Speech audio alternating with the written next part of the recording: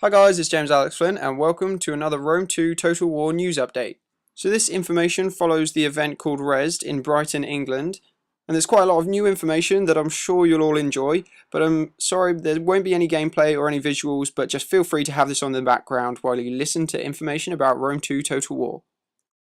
So for those of you that didn't know the original Rome Total War game, it was one of the most popular games in the Total War series and is now returning with Total War Rome 2, which was announced on the 2nd of July 2012 with a release window of late 2013. You'll be able to forge empires, restore the public, or become a hated tyrant.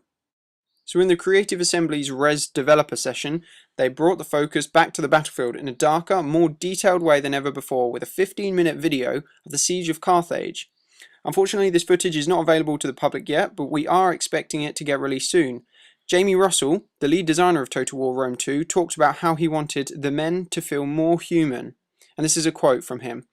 "We've got facial animations, emotional interactions between men, so that if the guy next to me gets hit by an arrow, I'll react to that. It's all about a darker vision of war. We want the combat to feel more brutal, more visceral. And we want the form combat to really get a sense of that Roman war machine, that unique fighting style of the Roman meat grinder legions." So Creative Assembly are using this realism to create a more believable and palpable atmosphere in the game. One of the ways they're doing this is by showing the soldiers' mood through how they act, including the new facial animations, and what they say, allowing you to tell whether your soldiers are angry, tired, or battle ready. Another way to make the game more realistic is by making the mass and weight of soldiers' equipment affect their movement and behaviour. For example, heavily armoured soldiers will be able to bash lightly armoured men out of their way and will have more protection.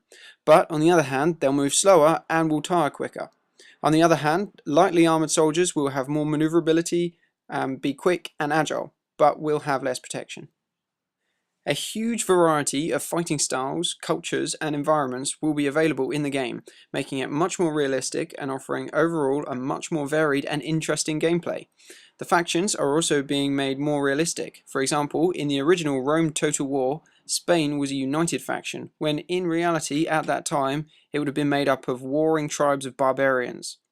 Another example was the Greek cities faction, which wouldn't have been united and would have been separate city-states.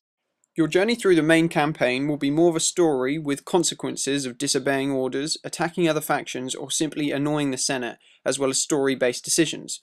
Together, this will add depth and drama to the gameplay, making your experience change depending on your behaviour. It's no longer just as simple as if you attack someone, they will attack back. This time around, your actions will give you a reputation. If you break an alliance, other factions will be much less trusting of you and will not want an alliance. These factions will often have intentions and aims from the outset that will change depending on your actions. Creative Assembly are also aiming to give a greater cinematic experience, further adding to the drama and story within the campaign and on the battlefield. So now we're on to more minor features. There will be a new easy-to-use interface, including the tactical map, which I mentioned in a previous video, which, by the way, if you haven't already seen, go check it out because it's packed with tons of information. Generals will play a more important role in battle, being able to rally troops and give morale boosts as they shout orders throughout the battle. There will likely be a ring of influence in which troops within that ring will receive a morale bonus.